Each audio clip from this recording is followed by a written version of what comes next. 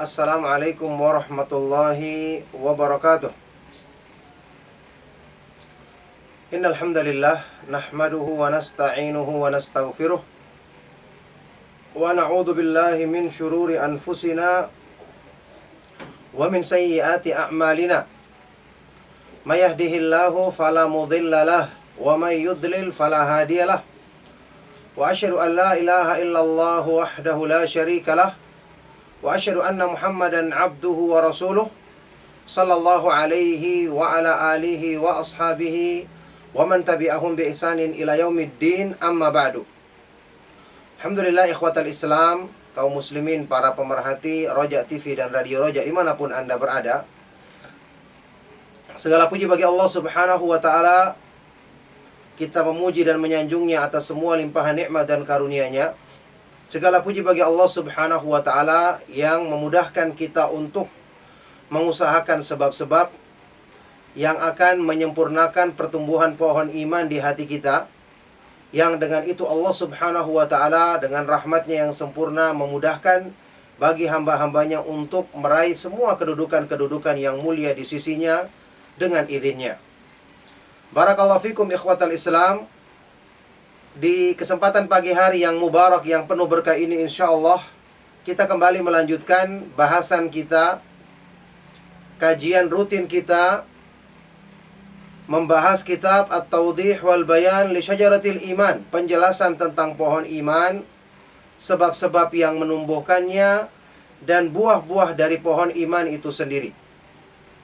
Saat ini kita melanjutkan kembali pembahasan tentang fawaid wa thamaratul iman, faedah dan buah iman. Faedah dan buah keimanan. Ya. Di pertemuan yang lalu kita telah selesaikan pembahasan sampai poin yang ke-6 dari faedah dan buah iman. Sekarang kita akan bahas buah iman atau faedah iman yang ke-7. Yang ini tidak kalah agungnya dan tidak kalah mulianya dengan faedah-faedah yang lalu. Taib.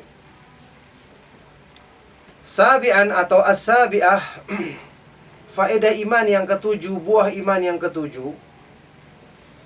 Penulis kitab ini Asy-Syaikh Al-Allamah Al-Imam Abdurrahman bin Nasir As-Sa'di rahimahullah ta'ala berkata, wa minha anna sahibal imani yahdihi Allahu ila siratil mustaqim wa yahdihi fis siratil mustaqim yahdihi ila ilmil haqqi wa ila al-amali bihi wa ila talaqqil mahabbi wal masari bi syukri wa talaqqil makarihi wal masaibi birridha was sabri. Di antara faedah dan buah iman yang agung, yaitu bahwa orang yang memiliki iman yang benar, Allah akan memberikan hidayah baginya untuk menempuh jalan yang lurus. Di dalam jalan ini juga Allah berikan hidayah dia agar istiqamah, bisa mengetahui kebenaran, membedakan mana yang benar, mana yang keliru, mana jalan sunnah, mana jalan yang menyimpang dari sunnah, mana tauhid dan mana hal-hal yang bertentangan dengan tauhid. Allah akan memberi hidayah kepadanya untuk mengetahui kebenaran, memahami kebenaran, dan mengamalkannya. Bahkan dalam kehidupannya pun Allah beri hidayah kepadanya untuk menghadapi, menyikapi, menerima hal-hal yang disukainya, nikmat-nikmat dari Allah yang didapatkannya, untuk selalu bersyukur kepada Allah. Dan ketika menghadapi hal-hal yang dibencinya atau musibah, dihadapi dengan sabar, dengan ridha kepada ketentuan Allah subhanahu wa ta'ala. Hidayah seperti ini dari mana didapatkan? Dari iman yang benar. Jadi iman yang benar menjadikan seorang hamba selalu terbimbing dalam kebenaran, sampai pun dalam sikapnya. Ketika kebanyakan manusia salah dalam bersikap, maka orang-orang yang punya iman yang benar akan diluruskan jalannya oleh Allah subhanahu wa ta'ala. Karena hidayah itu tergantung dari iman yang dimiliki oleh seorang hamba. Coba kita lihat dalilnya adalah firman Allah subhanahu wa ta'ala dalam surat Yunus ayat ke-9. Allah Subhanahu wa taala berfirman, Innalladzina amanu wa amilus solihati yahdihim rabbuhum biimanihim. Sesungguhnya orang-orang yang beriman dan beramal soleh, Allah akan memberikan hidayah kepada mereka dengan iman yang dimiliki dalam hatinya. Jadi hidayah sesuai dengan iman. Semakin benar iman, hidayah semakin sempurna. Sesungguhnya orang-orang yang beriman dan beramal soleh, Allah berikan hidayah kepada mereka sesuai dengan iman yang mereka miliki. Berikutnya firman Allah Subhanahu wa taala dalam surat At-Taghabun ayat ke-11. Allah Subhanahu wa taala berfirman, "Ma asaba min musibatin illa biiznillah. Wa may yu'min billahi yahdi qalbah." Tidaklah satu musibah menimpa manusia kecuali dengan izin Allah. Wa may yu'min billah, dan barang siapa yang beriman kepada Allah, beriman dengan benar dari hatinya kepada Allah, Allah berikan hidayah ke dalam hatinya. Asal hidayah adalah hidayah hati.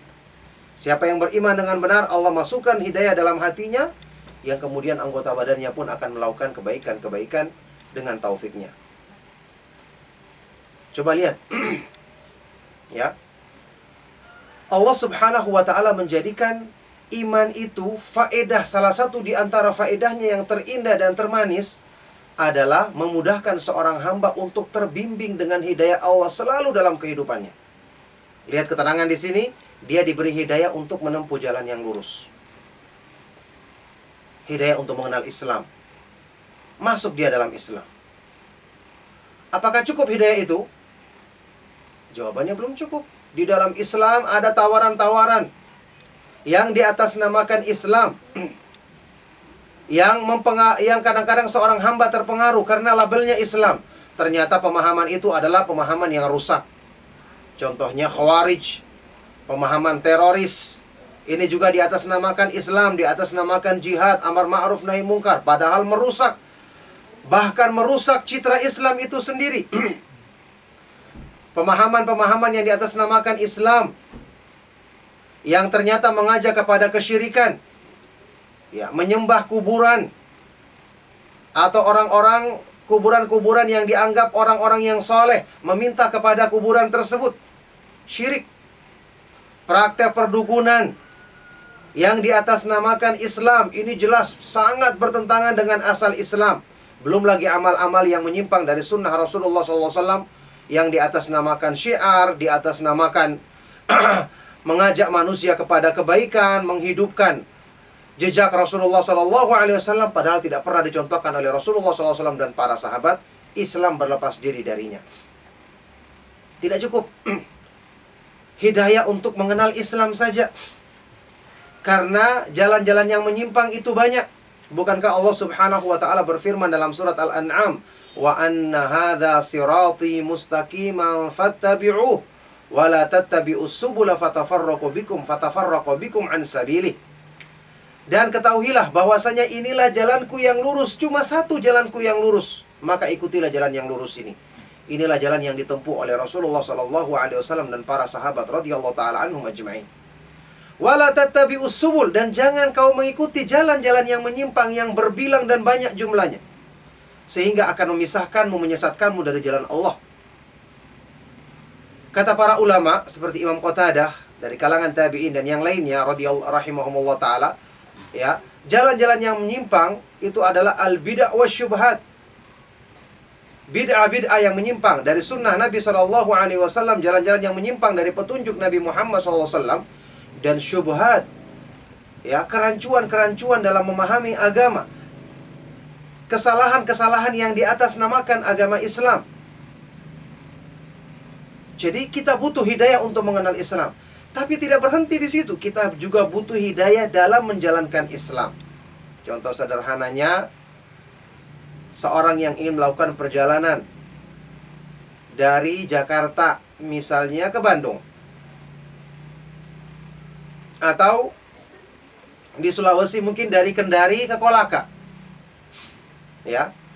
Kita sudah tahu jalannya, sudah lihat di peta jalurnya. Sudah diterangkan, nanti kamu lewat sini, belok sini, dan seterusnya. Kalau Jakarta ketemu tol, nanti lurus saja, nanti begini, dan seterusnya. Apakah itu cukup? Tidak cukup untuk sampai di tujuan dengan selamat. Di tengah perjalanan, kita harus menghindari macet. Kita harus menghindari, naudzubillah min dzalik, kecelakaan. Kita harus menghindari misalnya jalan-jalan yang rusak. Mungkin ada banjir, ada perbaikan jalan. Hidayah di dalam jalan ini penting. Ya, bisa jadi sama pentingnya dengan mengetahui jalur yang benar. Makanya di sini dikatakan ada hidayatun ila sirat dan hidayatun fis sirat. Hidayah untuk mengenal jalan Islam. Di dalam Islam sendiri kita butuh hidayah untuk bisa menempuhnya dengan baik. Inilah yang beliau katakan, hidayah untuk mengenal, memahami, paham ilmu tentang kebenaran. Kemudian ketika mempraktekannya, mengamalkannya. Makanya juga insya Allah saya pernah jelaskan di pertemuan-pertemuan yang lalu, petunjuk yang dibawa oleh Rasulullah SAW lengkap menjelaskan semua hidayah yang dibutuhkan. Membenarkan ilmu dan pemahaman, juga membenarkan pengamalan dan praktek terhadap ilmu. Allah yang merekomendasikan benarnya dua petunjuk yang ada pada diri Rasulullah SAW ini dalam firman-Nya di ayat kedua dari surat An-Najm. Ma dhalla sahibukum wa ma ghawa. Sahabat kalian yaitu Rasulullah SAW, Nabi kita yang mulia Nabi Muhammad SAW, beliau tidak tersesat dan tidak menyimpang. Ya, dhalla atau dhalal artinya adalah kesesatan dalam ilmu, kesalahan dalam memahami agama. Rasulullah SAW disucikan. Tidak ada pada petunjuk beliau yang menyimpang dari ilmu yang benar. Wa ma ghawa, dan beliau tidak menyimpang, tidak keliru. Artinya, ya, kekeliruan dalam beramal, salah dalam praktek. Ini juga tidak ada pada petunjuk yang dibawa oleh Nabi Muhammad SAW. Maka selamat dari dua penyimpangan ini orang yang belajar iman dari petunjuk Al-Quran dan hadis-hadis Rasulullah SAW yang sahih. Makanya iman yang benar akan membimbing untuk memahami kebenaran dan juga mengamalkannya. Bahkan lebih daripada itu, untuk kita menerima dan menyikapi nikmat dan hal-hal yang merupakan ujian, musibah dari Allah Subhanahu wa ta'ala dengan benar. Waktu kita mendapatkan nikmat, kita akan bersyukur. Dan waktu mendapatkan yang selain itu, kita tetap bersabar, ridha, dan bersangka baik kepada Allah Subhanahu wa ta'ala. Kita lanjutkan. Di sini dibawakan ketika setelah membawakan firman Allah dalam surat At-Taghabun ayat ke-11 tadi, ya, wa may yu'min billahi yahdi qalbah, barang siapa yang beriman kepada Allah, maka Allah berikan hidayah ke dalam hatinya. Diterangkan di sini, qala ba'dus salaf, salah seorang ulama salaf ketika menafsirkan ayat ini berkata, huwa ar-rajulu tusibuhul musibatu faya'lamu annaha min indillahi fayarda wa yaslam. Apa yang disebutkan dalam ayat ini adalah tentang seseorang yang ditimpa musibah, ditimpa bencana, tapi dia yakin, dia mengetahui itu adalah dari sisi Allah dengan ketentuan Allah, kemudian dia pun ridha dan tunduk. Kenapa? Karena dia yang mengetahui, yang menimpakan itu adalah Zat yang Maha Pengasih, Maha Penyayang, Maha Sempurna hikmahnya, Maha tahu tentang kebaikan bagi hamba-hambanya. Maka dia percaya, ridha, ini semua Allah kehendaki untuk kebaikan bagi diri saya, untuk pengampunan dosa-dosaku, diangkatnya derajatku, untuk menegur kesalahan-kesalahanku supaya saya segera kembali kepadanya. Itu menjadikan dia tetap bersangka baik kepada Allah meskipun ketika dia sedang ditimpa musibah. Subhanallah, lihatlah iman begitu menghiasi kehidupan seorang hamba, sampai pun ketika manusia mengeluh dia tidak mengeluh. Ketika manusia berbuat buruk, dia tetap bersangka baik kepada Allah Subhanahu wa ta'ala.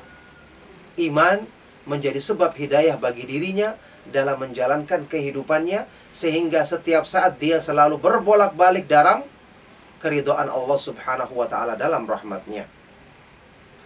Kata Syekh selanjutnya, Walau lam yakun min thamaratil imani illa annahu yusalli sahibahu 'anil masaibi wal makarih allati kullu ahadin 'urdatan laha fi kulli waqt.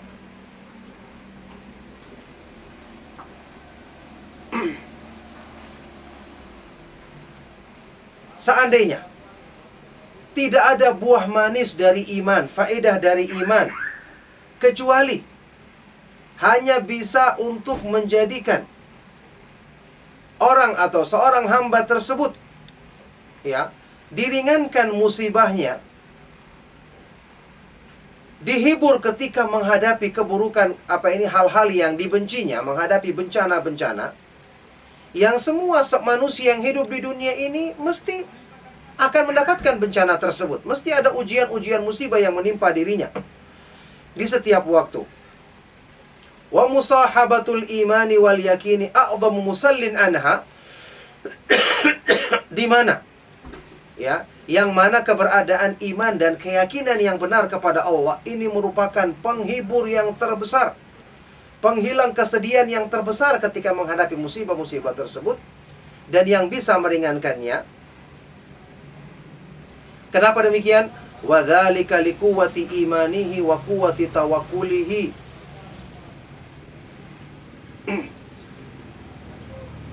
Ya. Wa quwwati rajaihi bi thawab wa liquwwati wa quwwati rajaihi bi thawabi rabbih wa tam'ihi fi fadlihi. Fahalawatul ajri tukhaffifu mararata sabri. Yang demikian itu karena kuatnya imannya, kuatnya tawakalnya, bersandarnya kepada Allah, kuatnya dia dalam mengharapkan pahala Allah, semangatnya dia dalam mencari karunia-Nya, maka manisnya iman, manisnya mengharapkan ganjaran dari Allah ini meringankan pahitnya kesabaran yang diusahakan hamba tersebut. Coba lihat, inilah iman, berfungsi membenarkan dan meluruskan sikap hamba. Setiap saat dia selalu bersangka baik kepada Allah, berpengharapan baik kepada Allah, dan ini sumber kebaikan bagi hamba. Allah subhanahu wa ta'ala berfirman dalam sebuah hadis kursi yang sahih riwayat Imam Bukhari dan Muslim, Ana inda dhanni abdi bi, aku ini sesuai dengan persangkaan dan pengharapan hambaku kepadaku. Makanya orang yang selalu bersangka baik kepada Allah, ya, disertai dengan takut dan berharap kepadanya, Allah akan berikan padanya kebaikan-kebaikan, berikan padanya anugerah dan rahmat dalam semua keadaan yang dilaluinya. Waktu senang, dia bersangka baik kepada Allah, dengan itu dia bersyukur, ya. Waktu dapat musibah, dia bersangka baik kepada Allah, dia pun bersabar. Maka dalam semua keadaan dia selalu mendapatkan rahmat Allah, mendapatkan karunia-Nya, mendapatkan kemuliaan dari sisinya. Makanya inilah pentingnya, ya, bersangka baik yang merupakan buah manis dari keimanan. Dan ingat, bersangka baik inilah yang memotivasi untuk semangat bagi seorang hamba mengerjakan amalan soleh. Semoga Allah subhanahu wa ta'ala merahmati al-Imam Al-Hasan Al-Basri yang mengatakan, Innal mu'mina ahsana dhanna bi rabbih fa ahsana al-amal, wa innal fajira wa innal munafiqa asa'a dhanna bi rabbih fa asa'a al-amal. Sesungguhnya orang yang beriman, dia selalu bersangka baik kepada Allah, yang dengan itu dia selalu memperbaiki amalnya. Sedangkan orang-orang munafik, dia selalu bersangka buruk kepada Allah, yang dengan itu dia akan melakukan keburukan-keburukan dalam amalnya. Na'udzubillahi min dzalik. Inilah faedah dari iman, menjadikan seorang hamba selalu disertai hidayah dari Allah dalam semua keadaannya. Dan ini sungguh wallahi merupakan keberuntungan yang sangat besar. Qala ta'ala, Allah subhanahu wa ta'ala berfirman. Di sini Syekh membawakan dalil dari firman Allah surat An-Nisa ayat 104. Ketika menjelaskan keadaan orang-orang kafir, perbedaan orang-orang yang beriman dan orang-orang kafir ketika berperang, sama-sama ditimpa musibah dalam perang. Orang mukmin juga kena senjata, ada yang mati, ada yang terluka. Orang kafir juga seperti itu. Tapi ada bedanya. Allah berfirman, In takunu ta'lamuna fa innahum ya'lamuna kama ta'lamun wa tarjuna minallahi ma la yarjun. Wahai orang-orang yang beriman, kalau kalian merasakan sakit,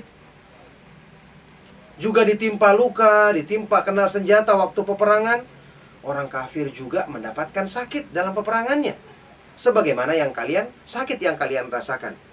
Tapi kalian punya satu yang membedakan, yang mengistimewakan kalian dibandingkan mereka, yaitu watarjuna minallahi ma la yarjun. Kalian mengharapkan kemuliaan dari Allah yang mereka tidak harapkan itu.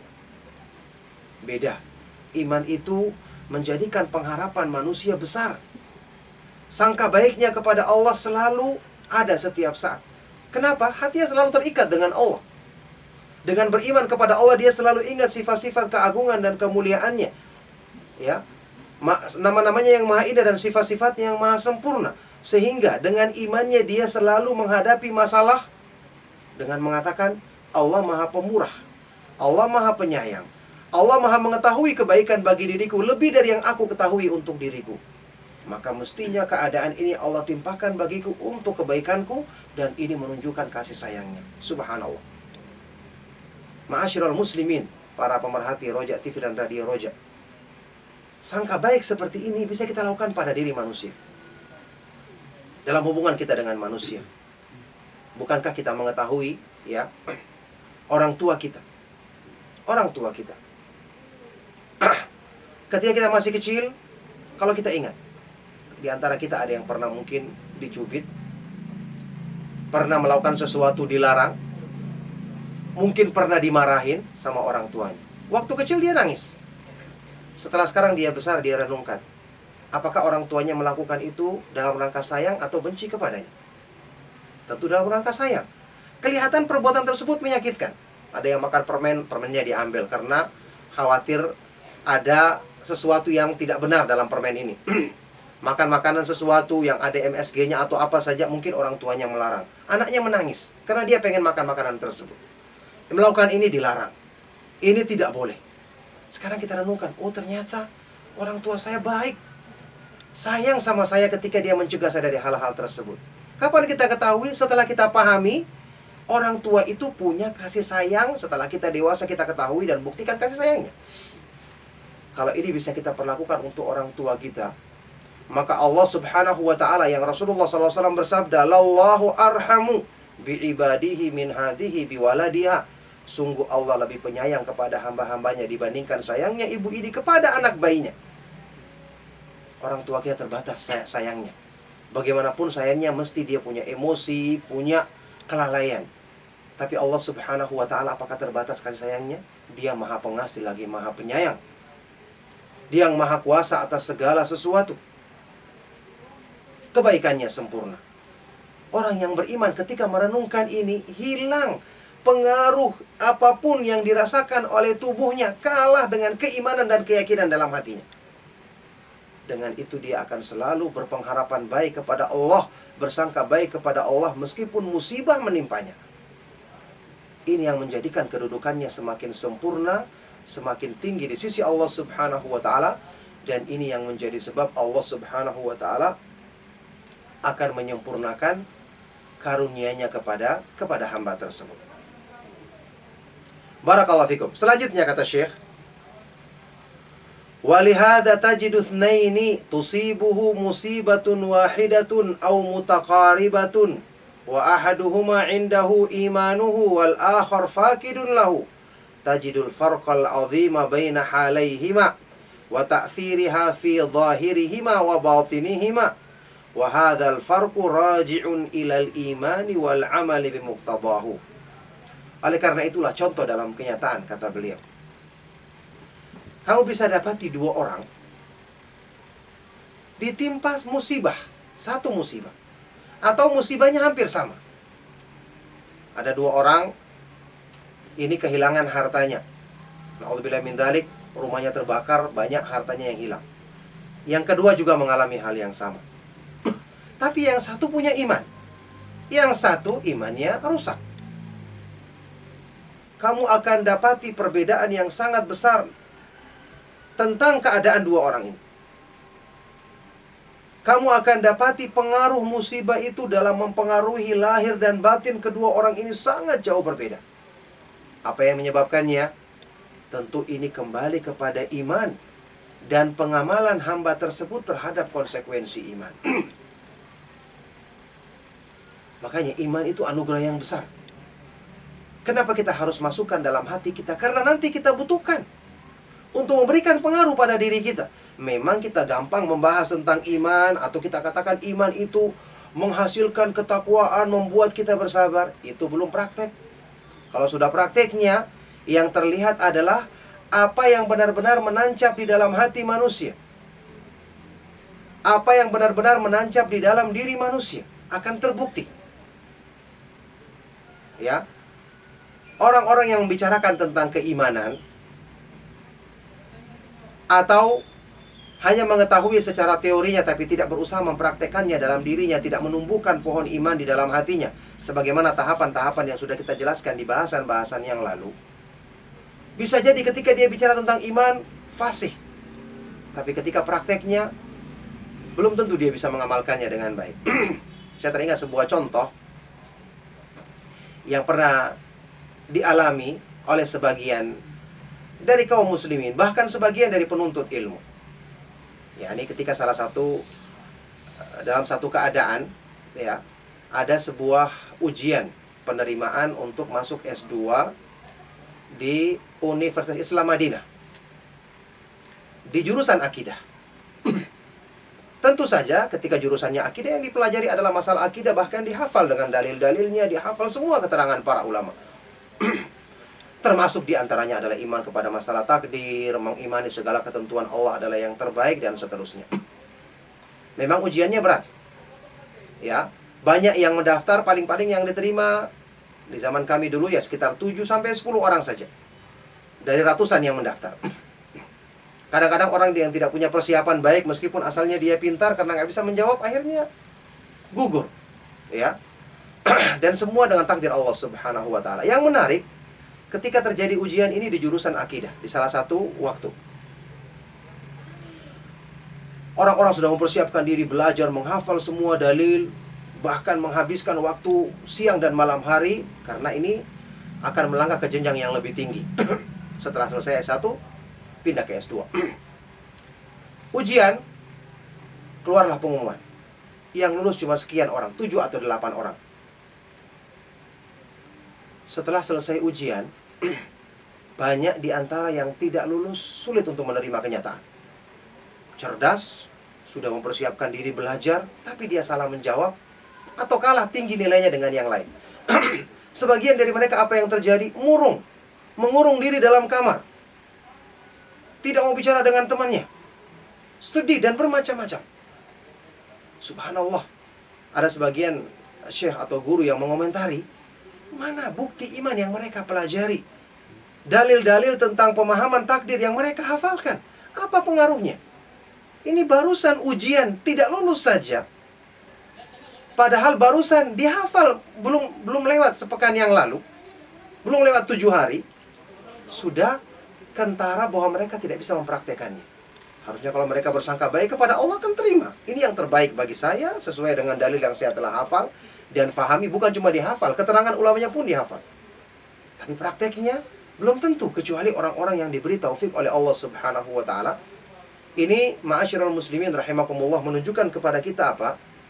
Bahwa mengusahakan iman itu masuk ke dalam hati dengan tahapan-tahapan seperti yang pernah kita pelajari dalam kitab ini, ya, yang pernah kita jelaskan di pertemuan yang lalu. Ini penting supaya iman itu benar-benar bertempat di hati kita dengan benar, supaya akan terlihat wujud nyatanya ketika kita butuhkan dalam sikap-sikap kita sewaktu kita menghadapi masalah-masalah yang berlaku dalam kehidupan di dunia ini. Maka inilah yang menjadikan keadaan dua orang tadi, musibahnya sama atau hampir sama besarnya, tapi yang satu menyikapinya dengan benar, yang satunya terjatuh. Bahkan dengan sebab musibah ini dia kemudian murka kepada Allah, dia kemudian tidak ridho dengan ketentuannya, dia pun mendapatkan kemurkaan dari Allah Subhanahu wa Ta'ala. Naudzubillah min dzalik. Rasulullah SAW bersabda, Faman radiya falahur ridha wa man sakhita falahus sakhat. Siapa yang ridha ketika menghadapi ketentuan Allah, maka dia akan dapatkan keridhaannya. Siapa yang murka, maka dia pun akan dapat kemurkaan Allah Subhanahu wa taala. Na'udzubillahi min dzalik. Wa kama annahu yusalli 'inda wurudil masaibi wal makarih, fa innahu yusalli 'inda faqdil mahabi. Fa idza faqada al mu'minu habibahu alladhi tamakkana hubbuhu min qalbihi min ahlihi min ahlin wa waladin wa malin wa sadiqin wa shibhiha, tasalla bihalawati imanihi, wal imanu khairu 'iwadin lil mu'mini an kulli mafqudin kama huwa musyahadun mujarrab. Sebagaimana iman itu juga menghibur dan meringankan bagi seorang mukmin ketika dia ditimpa musibah dan hal-hal yang tidak disukainya, juga iman itu juga akan menghiburnya ketika dia kehilangan sesuatu yang dicintainya. Tidak mudah menghadapi musibah yang menjadikan kita kehilangan sesuatu yang kita cintai. Ya, seperti kalau seorang yang mukmin kehilangan orang yang dicintainya, yang benar-benar dicintai dari dalam hatinya, kehilangan keluarganya, istri atau suaminya, kehilangan anaknya, kehilangan hartanya, kehilangan teman dekatnya atau yang sejenisnya. Bagaimana besarnya musibah pada waktu ini? Hati kita sudah bergantung, sudah senang, sudah gembira, tiba-tiba diambil oleh Allah Subhanahu wa taala. Orang yang beriman dia akan terhibur dengan manisnya iman. Kenapa? Apa yang Allah Subhanahu wa ta'ala gantikan untuknya pasti lebih baik. Karena Allah Subhanahu wa ta'ala maha sempurna kebaikan dan karunia-Nya, maha sempurna rahmat dan kasih sayangnya. Maka iman merupakan sebaik-baik pengganti bagi orang-orang yang beriman. Iman merupakan sebaik-baik pengganti bagi seorang mukmin ketika dia kehilangan sesuatu yang dicintainya. Ini merupakan perkara yang sering kita saksikan dan merupakan perkara yang telah dibuktikan oleh banyak orang. Tentu orang-orang yang mendapatkan taufik dari Allah Subhanahu wa ta'ala. Nah, disinilah ma'asyiral muslimin, para pemerhati, para pemirsa Roja TV dan pendengar radio Roja dimanapun Anda berada, salah satu di antara bukti indahnya, manisnya buah iman, besarnya faedah keimanan. Tentu saja banyak keadaan-keadaan yang kita lalui dalam kehidupan. Kita tidak tahu apakah kita dapatkan hidayah Allah Subhanahu wa ta'ala untuk menghadapi masalah ini dengan benar, sehingga masalah yang kita hadapi tidak menjauhkan kita dari rahmat Allah. Kita tidak bisa menjamin diri kita pada waktu itu. Yang dijamin hanyalah orang-orang yang punya iman. Ya, yahdihim rabbuhum bi imanihim. Mereka akan mendapatkan hidayah dari Allah dengan iman yang mereka miliki dari dalam hatinya. Maka upaya perbaikan iman berarti upaya untuk memperbaiki sebab-sebab turunnya rahmat dan hidayah Allah Subhanahu wa ta'ala kepada hamba. Hendaknya ini kita perhatikan dengan sebaik-baiknya. Karena inilah yang akan menjadikan kita terbimbing, bukan cuma dalam urusan agama kita, tapi sampai dalam urusan-urusan dunia yang kita kerjakan sehari-hari, yang tentu kita tidak ingin celaka karena urusan dunia kita dijauhkan dari kedekatan dengan Allah Subhanahu wa ta'ala. Sampai pun dalam urusan dunia ini, kalau kita hadapi dengan iman, kita punya bekal iman di hati kita, maka dalam urusan-urusan dunia ini kita selalu terbimbing untuk dekat dengan sebab-sebab rahmat Allah Subhanahu wa ta'ala, dekat dengan hal-hal yang selalu membimbing kita untuk menempuh jalan yang lurus.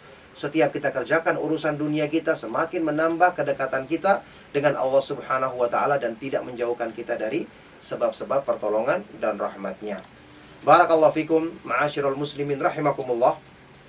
Saya pikir sampai di sini kajian kita di pagi hari ini tentang salah satu buah yang sangat manis dari keimanan yang benar yang ada di hati seorang hamba. Semoga Allah Subhanahu wa ta'ala jadikan kajian ini sebagai motivasi bagi kita, dan semoga Allah Subhanahu wa ta'ala jadikan ini sebagai sebab agar kita senantiasa berdoa kepada Allah Subhanahu wa ta'ala dan mengusahakan sebab yang disyariatkannya agar memudahkan pertumbuhan pohon iman di hati kita sempurna, sehingga menghasilkan buah-buah yang manis seperti buah yang tadi baru kita jelaskan. Maka demikianlah, mohon maaf jika ada yang salah dan kurang berkenan.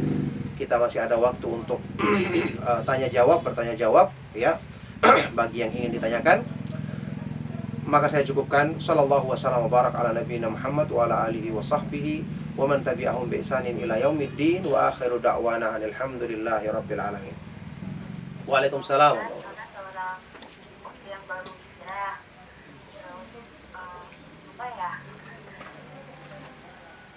Anak baru bercadar gitu. Tapi kalau anak pulang aja itu sama anak-anak kampung diarak, diramali sampai mau dikebukin gitu. Salah. Kemudian pertanyaan,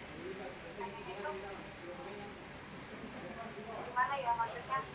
Anak kan baru hijrah, dia lagi di koma, mereka. Assalamualaikum warahmatullahi wabarakatuh. Waalaikumsalam warahmatullahi wabarakatuh. Terima kasih untuk saudari Jakarta. Silakan. Ya, barakallahu fiik.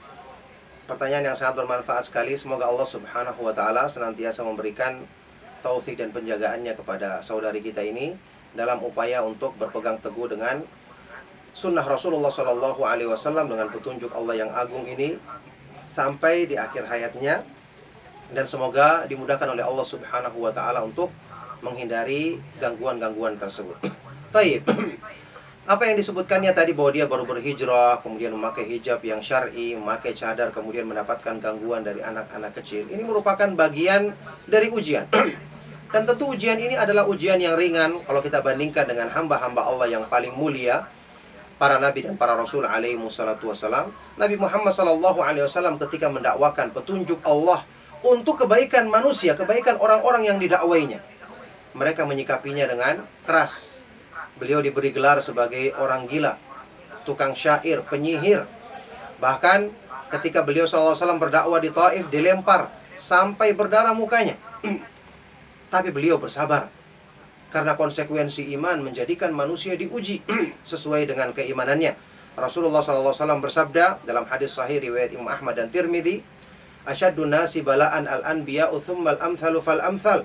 Yubtala ar-rajulu ala hasabi dinih, fa in kanat fi dinihi salabatun ishtadda bala'uhu, wa in kanat fi dinihi riqqatun ubtuliya ala hasabi dinih. Wa ma yabrahul bala'u bil 'abdi hatta yatrukahu yamshi 'alal ardi ma 'alaihi min khati'ah." Orang yang paling besar cobaannya di jalan Allah adalah para nabi. Orang-orang yang paling sempurna imannya para nabi. Setelah itu orang-orang yang setelah mereka, dan kemudian orang-orang yang setelah mereka. Masing-masing orang akan diuji sesuai dengan kekuatan imannya, kata Rasulullah SAW. Sesuai dengan kesempurnaan agamanya. Kalau imannya kuat, dia pun mendapatkan cobaan-cobaan yang lebih kuat. Kalau imannya lemah, dia akan mendapatkan cobaan yang lemah seperti lemahnya imannya. Maka kuatkanlah diri Anda, ya, berdoa kepada Allah Subhanahu wa taala, bersabar dan ingat keutamaannya di sisi Allah. Adapun anak-anak tersebut mereka tidak faham, doakanlah mereka mendapatkan hidayah. Doakanlah agar mereka nanti juga bisa mengenal sunnah Rasulullah SAW, sehingga mereka akan menyesali perbuatan tersebut. Yang ini merupakan doa kebaikan untuk diri mereka, karena kita juga dulu sebelum mengenal kebenaran ini juga kita mungkin menyikapi hal yang sama sebelum mendapatkan hidayah untuk mengenal petunjuk Allah Subhanahu wa taala. Nah, barakallahu fikum. Ya, barakallahu fikum.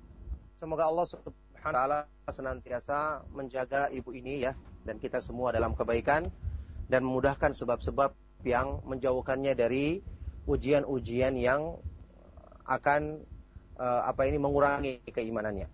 Barakallahu fiik. Apa yang ditanyakan tadi tentang beliau yang baru berhijrah, mengenal kebaikan, mengenal sunnah Rasulullah SAW, dan dia ingin tentu menyempurnakan kebaikan ini, termasuk tentu utamanya juga dalam hal yang berhubungan dengan keluarganya, orang-orang yang dicintainya, suaminya, dan yang lainnya. Ketika dia tadi bertanya, yang saya pahami dari pertanyaannya ya adalah dia merasa suaminya bukanlah suami yang bertanggung jawab, bukanlah laki-laki yang bertanggung jawab, sampai dalam masalah urusan pekerjaan dia menghidupi dirinya sendiri. Tentu ini jelas bertentangan dengan Islam. Bertentangan dengan Islam, kemudian juga mungkin ada masalah-masalah yang lain. Yang nasihat yang kami sampaikan, kita lakukan seperti yang diperintahkan oleh Allah Subhanahu wa taala dalam Al-Qur'an. Hukum asalnya hubungan suami istri itu lebih baik untuk dipertahankan dengan cara damai. Wasulhu khair. Berdamai itu lebih baik. Mengusahakan perdamaian lebih baik. Ya. Mintalah kepada orang yang bisa memberikan nasihat kepada suami. atau mungkin mengumpulkan dua-duanya, ya. Lebih bagus lagi kalau seperti yang disebutkan dalam Al-Qur'an, fab'atsu hakaman min ahli wa hakaman min ahliha. Coba panggil seorang yang bisa memberikan hukum, ya, yang menjadi penengah dari keluarga suami dan keluarga istri untuk mendiskusikan masalah ini dengan baik. Tentu yang dipanggil orang-orang yang paham agama, orang-orang yang paham kebaikan. Kemudian didiskusikan dengan baik. Ya, nasihati kepada suami bahwa ini adalah tanggung jawabnya, membiarkan istri mencari nafkah, apalagi keluar ini bertentangan dengan Islam. Kalau bertentangan dengan Islam itu akan memperbaiki, akan mempengaruhi, mesti akan mempengaruhi hubungan dalam rumah tangga, keharmonisan hubungan suami istri, mempengaruhi keberkahan dalam hidup dan seterusnya. Kemudian dalam masalah pelanggaran lain, nasihati dia agar bisa melakukannya. Diajak dia mengikuti pengajian. Insya Allah mudah-mudahan akan terbuka hatinya sebagaimana Allah Maha Kuasa membuka hati kita. Siapa yang mengatakan orang-orang yang dekat dengan kita tidak berhak memiliki hidayah tersebut seperti yang Allah berikan kepada kita? Usahakan, berdoa kepada Allah agar pintu hati suami kita dibuka. Kemudian ajak dia mengikuti pengajian. Mungkin ajak dia mengikuti pengajian dari kumpulan-kumpulan kajian-kajian sunnah yang mungkin seperti dia keadaannya. Karena biasanya laki-laki kalau bertemu dengan laki-laki yang lain lebih terbuka dia untuk saling ngobrol, saling menasihati dalam kebaikan. Mungkin dengan itu dia akan terpengaruh. Akhirnya dia akan berubah dan menjadi baik. Itulah yang kita harapkan. Tentu kita harus tempuh cara ini dulu, ya, yang kita usahakan dengan sebaik-baiknya. Semoga Allah Subhanahu wa taala memudahkan kita untuk memperbaiki diri kita dan keluarga kita serta orang-orang yang terdekat dengan kita. Nah, barakallahu fikum. Nah, terima kasih atas jawaban dan nasihat Al-Ustaz. Demikian untuk Ibu penanya, semoga bermanfaat. Kita akan masih berikan kesempatan masih dari penelpon yang ketiga di 0218236543. Silakan. Iya. Sekali lagi kami berikan kesempatan untuk yang ketiga. Silakan masih di 0218236543. Iya, halo. Silakan. Silakan, sudah masuk Bapak atau Ibu? Assalamualaikum Ustaz. Waalaikumsalam warahmatullahi wabarakatuh. Mohon maaf Bapak, sebelum disampaikan pertanyaannya, dikecilkan volume radio atau TV-nya. Ada feedback Bapak? Silakan, dengan siapa? Ini Pak dari Bapak Ardi di Padang. Pak Ardi di Padang. Silakan Pak Ardi. Ini di luar tema ini Ustaz. Iya Pak. Mohon maaf Pak, masih ada feedback Bapak. Di mute saja terlebih dahulu atau dikecilkan agar tidak terjadi feedback Pak ya. Silakan Pak Ardi. Tentang soalan ini Pak. Kalau kita mau sujud itu Ustaz, apakah lutut dulu atau tangan dulu Ustaz? Itu saja. Baik. Terima kasih Pak Ardi atas interaksi dan pertanyaan yang diajukan. Baik, pertanyaan terkait dengan fikih Ustaz, mohon mungkin ada sedikit pembahasan. Assalamualaikum. Saya jawab dengan ringkas tentu saja ya. Ya. Waktu kita mau sujud ya, mau turun untuk sujud dalam sholat kita, apakah mendahulukan lutut dulu atau tangan dulu? Ini kita ketahui terjadi perbedaan pendapat di kalangan para ulama karena memahami sebuah hadis Rasulullah SAW yang dijelaskan dalam hadis tersebut. Rasulullah SAW ya, yang tentu kita ketahui beliau melarang untuk ketika sujud menyerupai unta, dan dikatakan di situ hendaknya hamba itu sujud dengan tangan duluan kemudian lututnya. Di antara para ulama yang di antaranya yang populer ya, menjelaskan hadis ini terdapat padanya al-qalb, yaitu terbalik. Yaitu Ibnu Qayyim rahimahullah taala, yang kemudian terkenal dengan pendapat beliau sehingga banyak dikenal orang bahwa hadis ini adalah hadis yang terbalik. Karena unta itu justru sebaliknya. Ya, mendahulukan, kata mereka, unta itu justru mendahulukan tangan kemudian lututnya. Makanya untuk menyelisih unta harus dengan mendahulukan lutut kemudian tangan.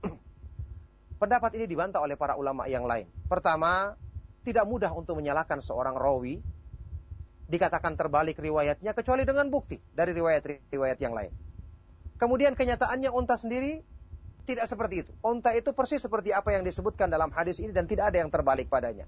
Ini seperti yang dijelaskan oleh Syekh Al-Albani rahimahullah taala dan didukung dengan riwayat-riwayat lain yang dijelaskan ya dalam sifat salat Nabi, kitab asal sifat salat Nabi, riwayat-riwayat lain yang semakna dengan hadis ini yang ternyata menunjukkan memang demikian tata cara salat yang diperintahkan oleh Rasulullah SAW ketika sujud, hendaknya kita mendahulukan tangan kemudian lutut, dan justru ini yang bertentangan dengan cara duduknya unta. Unta itu justru mendahulukan lututnya, ya. Kemudian setelah itu tangannya, dan ini membutuhkan penjelasan yang panjang lebar, bisa dirujuk kepada kitab tersebut. Ala kulli hal, jadi pendapat yang terkuat dalam masalah ini berdasarkan dalil-dalil yang sahih, hadis-hadis yang lebih dari 2 atau 3 hadis yang menyebutkan bahwasanya duduk yang dibenarkan dalam salat itu, ya, cara sujud yang benar adalah dimulai dengan meletakkan tangan kemudian lutut. Barakallahu fikum. Naam. Nah, terima kasih atas jawaban dan nasihat Ustaz. Demikian Pak Ardi di Padang, semoga bermanfaat. Kita angkat pertanyaan dari pesan singkat. Ada Ibu Diah di Bogor. Assalamualaikum warahmatullahi wabarakatuh. Ustaz, bagaimanakah membuka hati yang sudah tertutup dari hidayah Allah Subhanahu wa taala? Apakah masih bisa hati yang terlanjur tertutup tersebut mendapatkan hidayah dari Allah Subhanahu wa taala, dan bagaimanakah kiatnya? Mohon nasihat dan penjelasan dari Al-Ustaz. Ya, barakallahu fikum. Allah Subhanahu wa taala di antara namanya yang maha indah adalah Al-Fattah, maha pembuka pintu-pintu kebaikan. Al-Fattah, maha membuka hati manusia untuk menerima kebaikan darinya. Ketika ada seorang yang merasa hatinya tertutup, apakah orang ini mau hatinya tertutup terus? Apakah dia bisa berbuat untuk memaksa hatinya terbuka kalau dia tidak mengusahakan cara yang benar? Kita katakan, Anda ridho dengan keadaan ini, Anda siap untuk binasa terus dalam keadaan hati tertutup, atau Anda mau berusaha? Jawabannya tentu kita mau berusaha. Dan alhamdulillah Allah Subhanahu wa taala yang maha kuasa dan maha membolak-balikan hati tidak menutup pintu tersebut. Jadi jawabannya mungkin. Dan memang Allah Subhanahu wa taala mengajak kita melakukan hal-hal yang disyariatkan dalam petunjuknya dengan berdoa, misalnya menyebut nama Allah Al-Fattah yang maha membuka pintu-pintu kebaikan dalam hati kita, dengan melakukan sebab-sebab yang disyariatkan, bertobat dari kesalahan, belajar petunjuknya, baca Al-Quran dan renungkan isinya, berdoa meminta agar Allah Subhanahu wa taala mudahkan kebaikan. Termasuk seperti yang sedang kita kaji dalam kitab ini adalah usaha untuk menumbuhkan pohon iman di hati kita. Kalau kita usahakan, maka Allah Subhanahu wa taala, ya, ketika dia menghendaki, dia akan memberikan hidayah ke dalam hati seorang hamba, dan dijadikan kesalahan-kesalahannya di masa lalu dihapuskan dengan izin Allah Subhanahu wa taala. Yang penting kita optimis dalam kebaikan dan berpengharapan benar kepada Allah, kemudian melaksanakan praktek-praktek atau pengamalan-pengamalan amalan soleh yang disyariatkan dalam Islam. Nah, barakallahu fikum. Baik, terima kasih atas jawaban dan nasihat Al-Ustaz. Wa fikum barakallah. Demikian untuk Ibu Diah di Bogor. Semoga bermanfaat untuk Ibu dan kita semua yang menyimaknya. Kita masih angkat pertanyaan datang dari pesan singkat. Naam, dari seorang bapak yang bertanya, Assalamualaikum warahmatullahi wabarakatuh. Ustaz, bagaimanakah menyikapi istri yang sulit untuk dinasihati agar bisa menambahkan keimanan dengan menuntut ilmu agama, akan tetapi malah cenderung melawan kepada suami. Bahkan puncaknya, sering istri melakukan kemaksiatan dengan berkhalwat atau bercampur gaul dengan yang bukan mahramnya. Mohon penjelasan dari Al-Ustaz, apakah yang terbaik bagi sikap, atau apakah yang terbaik untuk suami menyikapi hal ini? Terima kasih atas jawaban dan nasihat Al-Ustaz. Ya, barakallahu fikum. Pertanyaan yang sangat bermanfaat sekali. Ya, tentu saja seperti yang saya katakan dari asal tadi, ya. Hukum asalnya ketika terjadi permasalahan antara suami dan istri, termasuk masalah durhakanya seorang istri seperti yang ditanyakan tadi, kita mengusahakan cara-cara yang baik yang mendekatkan pada perdamaian. Wasulhu khair. Damai itu asalnya lebih baik. Al-Quran pun mengajarkan kepada kita ketika ingin merubah istri yang melakukan nusyuz, durhaka terhadap suaminya, dengan tahapan-tahapan. Fa'idhuhunna wahjuruhunna fil madaji' wadribuhun. Nasihati dulu dengan nasihat yang baik.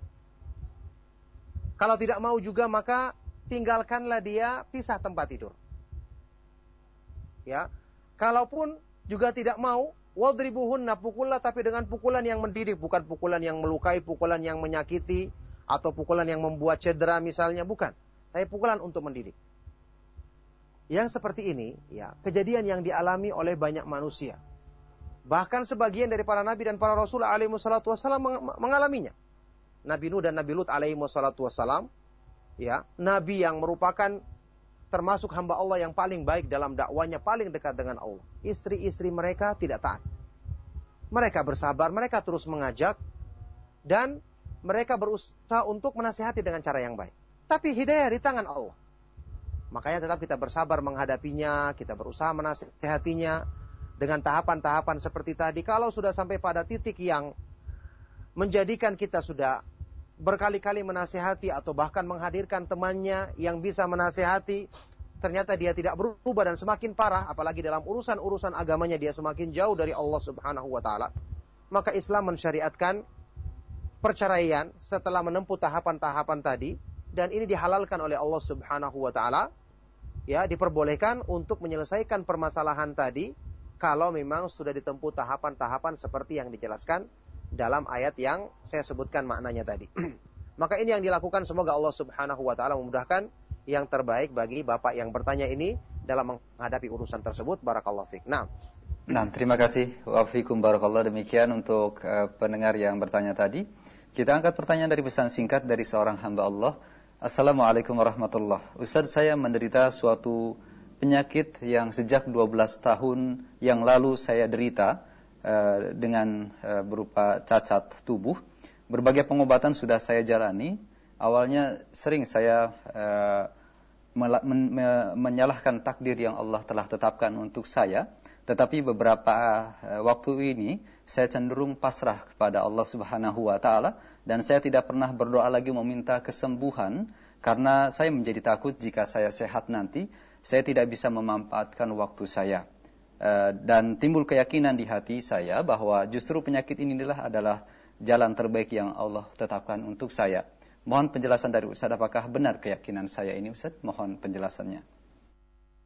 Ya, barakallahu fikum. Semoga Allah Subhanahu wa taala senantiasa memberikan kebaikan kepada beliau yang bertanya ini, dan semoga Allah Subhanahu wa taala memberikan pahala sempurna dari doa-doa yang dilakukan dan sangka baiknya kepada Allah Subhanahu wa taala dan juga kepada kita semua tentu saja. Ya, penyakit atau musibah apapun yang menimpa seorang hamba ini merupakan ujian yang Allah berikan untuk menghapuskan dosa-dosa, meninggikan derajat seorang hamba, atau sebagai peringatan agar dia kembali kepada Allah Subhanahu wa taala. Apa yang Bapak lakukan tadi, mengusahakan sebab-sebab yang disyariatkan, itu boleh dan tidak sia-sia insyaallah, mendapatkan pahala di sisi Allah. Doa-doa yang Bapak panjatkan juga, yang beliau panjatkan ini, doa-doa yang bermanfaat, akan mendapatkan kebaikan di sisi Allah Subhanahu wa taala. Cuman seperti yang tadi Bapak sebutkan di akhirnya, ketika meyakini bahwa ternyata ini adalah keadaan yang terbaik yang Allah berikan kepada saya, maka seharusnya ini tidak menjadikan kita lemah dalam berdoa. Justru semakin semangat berdoa, meminta kebaikan. Dan ingat, waktu kita berdoa, kita katakan kepada Allah, ya Allah, mudahkanlah yang terbaik bagi diri saya dalam kondisi yang saya sedang hadapi. Karena kita tidak tahu, bisa jadi saat ini yang terbaik kita sakit, kita bersabar menghadapinya. Mungkin untuk kesempatan berikutnya yang terbaik Allah berikan kesembuhan. Jadi minta kepada Allah yang terbaik untuk kita dalam semua keadaan yang kita hadapi. Karena kita tidak tahu kebaikan apa. Ya, tidak kita minta kepada Allah satu pilihan yang seolah-olah kita lebih tahu. Allah Subhanahu wa taala berfirman dalam Al-Qur'an, "Wa asa an takrahu syai'an wa huwa khairul lakum, wa asa an tuhibbu syai'an wa huwa syarrul lakum, wallahu ya'lamu wa antum la ta'lamun." Boleh jadi kamu membenci sesuatu padahal itu baik bagimu, atau kamu menyukai sesuatu padahal itu justru buruk bagimu. Allah Maha mengetahui sedangkan kamu tidak mengetahui. Jadi sertakanlah ya dalam permohonan kita kepada Allah, mohon dengan ilmunya yang sempurna, mana yang terbaik, itulah yang Allah berlakukan kepada kita, yang membawa kepada kebaikan agama kita, dunia kita, akhirat kita. Dan mudahkanlah kebaikan itu selalu menyertai kita dimanapun kita berada dan dalam keadaan apapun yang Allah Subhanahu wa ta'ala berikan kepada kita. Ini sebaik-baik doa dan pengharapan kepada Allah Subhanahu wa ta'ala. Nah, baik, terima kasih Ustaz atas jawaban dan nasihatnya. Demikian untuk penanya melalui pesan singkat tadi. Kita angkat pertanyaan masih dari pesan singkat dari seorang ibu di Bau-Bau, Sulawesi Tenggara. Assalamualaikum warahmatullahi wabarakatuh. Ustaz, 2 tahun terakhir ini saya mendapatkan musibah berupa kehilangan 2 anak perempuan saya. Dengan ujian ini, alhamdulillah semakin saya berkeinginan untuk mengenal syariat Islam dan untuk meningkatkan keimanan saya. Saya pun berupaya untuk mempelajari bagaimana berhijab yang baik dan tuntunan di dalam berniqab atau bercadar. Namun dari sebagian teman menyampaikan bahwa bercadar adalah merupakan perkara yang berlebihan. Mohon penjelasan dari Al-Ustadz, nasihat untuk saya yang ingin melaksanakan syariat tersebut dan bisa menjelaskan kepada teman-teman tentang syariat ini. Terima kasih. Jazakallah khairan ya Ustadz. Ya, barakallahu fiik. Ahlan wa sahlan ya kepada saudariku yang ada di Bau-Bau Sulawesi Tenggara ya. Semoga Allah Subhanahu wa taala senantiasa menjaga Anda dan keluarga ya. Saya titip salam untuk keluarga, para suami dan keluarga yang lain ya. Alhamdulillah, apa yang disampaikannya tadi merupakan kabar gembira yang kita harapkan dakwah sunnah ini tersebar dan diterima di masyarakat kita melalui media sunnah yang kita cintai, yaitu Radio Roja maupun Roja TV, dan semoga Allah Subhanahu wa taala menjaga mereka-mereka yang ikut serta dalam menjadikan tersebarnya dakwah sunnah ini melalui Roja TV maupun Radio Roja, dan memberikan pahala yang sempurna bagi mereka. Ya, pertanyaan yang sangat bermanfaat sehubungan dengan sikapnya ketika kehilangan orang yang dicintainya, yang itu menjadi sebab dia mendapatkan hidayah dari Allah Subhanahu wa taala untuk mengenal sunnah. Semoga Allah Subhanahu wa taala menggantikan musibahnya dengan balasan yang lebih baik dan lebih sempurna di sisi Allah Subhanahu wa taala kelak. Adapun pertanyaannya ketika dia ingin mengenakan cadar menutup wajahnya, tapi ada teman-temannya yang menegurnya. Teman-temannya adalah orang yang jahil, tidak paham agama. Bukan ustadz atau orang yang pernah belajar. Pernyataan yang mereka ucapkan adalah pernyataan dari kebodohan. Tidak ada seorang ulama pun, ulama ahlu sunnah pun yang mengatakan itu berlebihan. Masalah cadar itu disepakati oleh imam madzhab yang 4, Imam Asy-Syafi'i, Imam Malik bin Anas, Imam Abu Hanifah, Imam Ahmad, bahwa itu disyariatkan. Semua ulama, Imam Ibnu Taimiyah, Syekhul Islam Ibnu Taimiyah, Ibnu Qayyim, dan semua para ulama mengatakan itu disyariatkan. Yang terjadi perbedaan pendapatnya hanya itu lebih utama atau wajib. Minimal hukumnya adalah dianjurkan dan ditekankan. Ada sebagian yang mengatakan wajib dan dalilnya sangat kuat. Mereka-mereka yang mengatakan wajib tentang pensyariatan menutup wajah ini. Makanya kebaikan ini hendaknya segera dilakukan. Jangan dengar dari orang-orang yang tidak paham. Orang-orang yang tidak ahli. Tidak mungkin dalam urusan dunia saja apakah kita mau dengarkan pendapatnya orang yang tidak ahli. Orang yang hanya sekedar berbicara dari apa yang timbul dalam pikirannya, apalagi dari hawa nafsunya. Jangan ikuti mereka. Ya, ikutilah kebenaran syariat. Allah Subhanahu wa taala memerintahkan ini dalam ayat-ayat Al-Qur'an, dalam hadis-hadis Rasulullah sallallahu alaihi wasallam.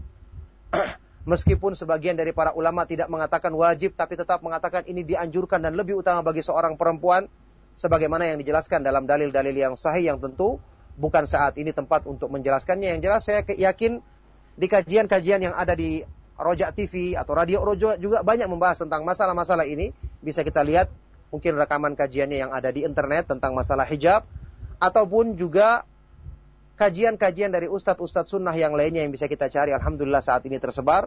Kita cari misalnya pembahasan tentang masalah hijab atau hukum cadar yang akan dijelaskan dengan dalil-dalil yang lengkap dan rinci tentang pensyariatan hal tersebut, yang tentu ketika kita melakukannya ini merupakan bukti bahwa keimanan kita semakin kuat kepada Allah Subhanahu wa taala. Nah, barakallahu fikum. Nah, terima kasih atas jawaban dan nasihat Ustadz. Wa fikum barakallah. Pertanyaan dari Ibu di Bau-Bau Sulawesi Tenggara tadi adalah pertanyaan penutup kita, Ustadz. Mohon kesimpulan akhir atau penutup yang akan Ustadz sampaikan.